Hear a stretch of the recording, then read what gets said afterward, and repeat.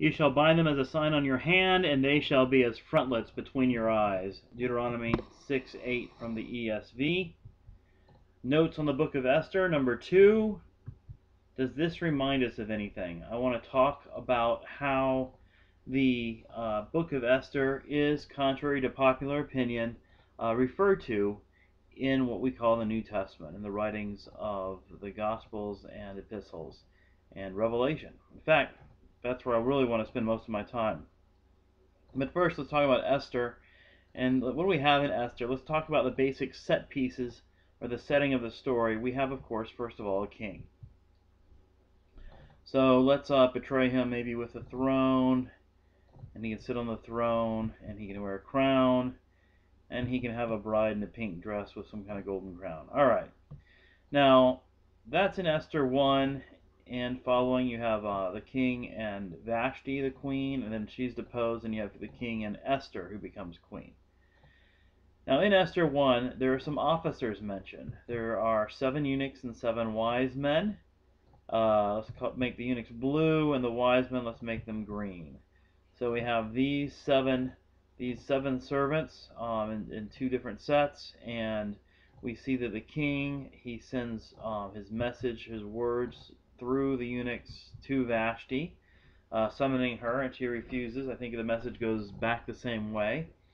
Later on, when Esther is elevated, it's because even though the king doesn't give her an official summons at first, she listens to the eunuchs about what they know about what the king wants, and she follows their advice, and that is actually her success in gaining the throne is ascribed to the fact that she does that. The 7 wise men, they pass judgment on the bride, and they advise the king. So that's their job. They pass judgment on Vashti. They also come up with a way of elevating a new queen. So those are the basic kind of things I want you to think about when we think about the book of Revelation. In the book of Revelation, don't we have a king and a queen? Well, we have King God. They're hidden behind the cloud because they didn't want to get in trouble with anybody. And we have the whore, the bride, the church. The whore being the apostate church, the bride being the faithful church. And we have 7 angels. Now, this 7 could be 1 set of 7 or maybe 3 sets of 7. I've read a couple different commentaries, and I'm not sure which one to side with. I used to think that every time it talked about the 7 angels, it meant the same group of 7, but it may mean the 7 angels, maybe 3 sets. In that case, it'd be 7 mentioned with the churches, pastors of the churches in chapters 2 and 3, 7 angels blowing trumpets in chapter 8 of Revelation, 7 angels pouring out bowls of God's wrath in chapter 15.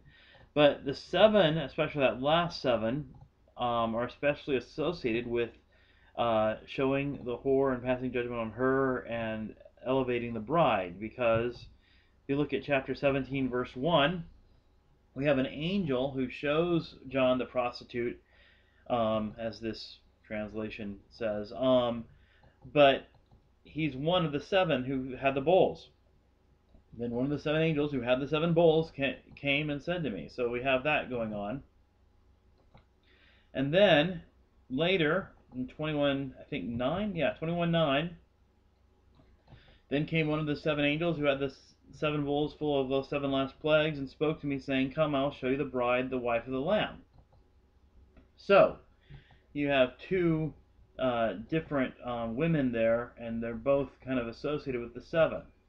So you have the 7 angels passing judgment on the whore and justifying the bride,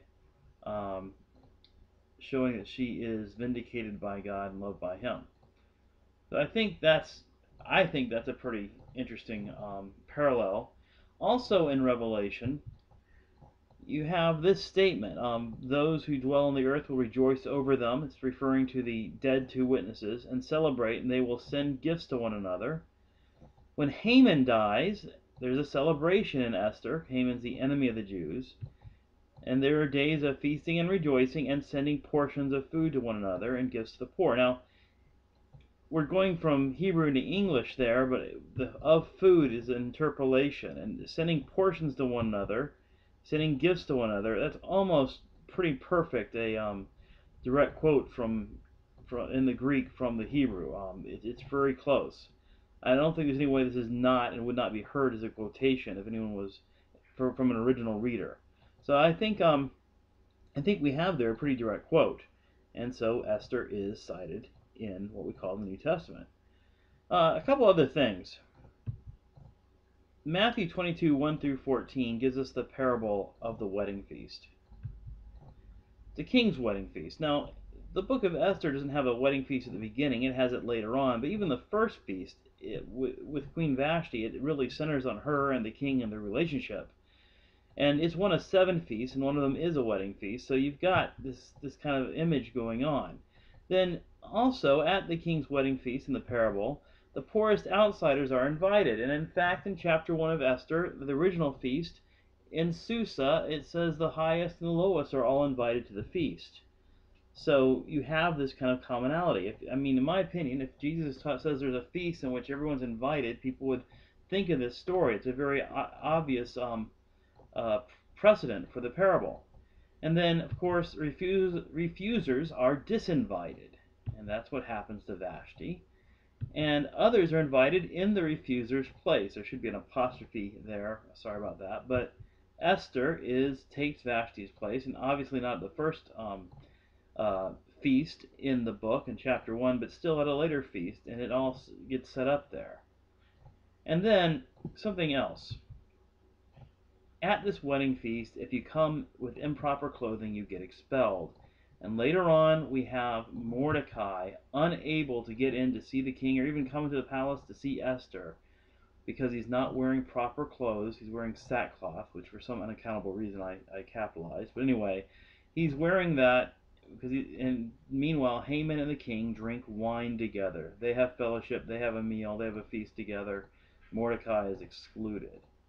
So I think anyone hearing, in Israel in the first century, hearing that parable would think about Esther. That's my opinion. I don't know how you actually prove that, but I think it's very likely. Finally, and I got this from James Jordan, just like I got the Revelation quote from James Jordan. There is another ironic parallel. In the Gospels, I think Mark especially, Herod offers Herodias' daughter up to half his kingdom. Ahasuerus offers Esther up to half his kingdom. That doesn't happen very often. We're just used to that story, so we think of it as a set piece in a fable or a fairy tale or something. But it's from these 2 stories. I believe they're the only ones originally. So then, they're both at a feast where this happens, right? Esther has Ahasuerus come to her feast with Haman, and that's where he makes his offer. And then Herodias' daughter gets John the Baptizer killed. This is an ironic twist because it's the bad person who's making the request and the good guy gets killed.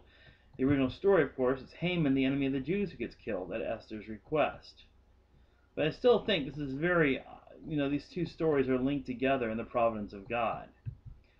Well, thank you for bearing with me. This has been a presentation of Hands and Eyes, and if you want a lot more, please go to wordmp3.com and get the audio lectures Witness or Perish on the Book of Esther by James B. Jordan. See you all next time.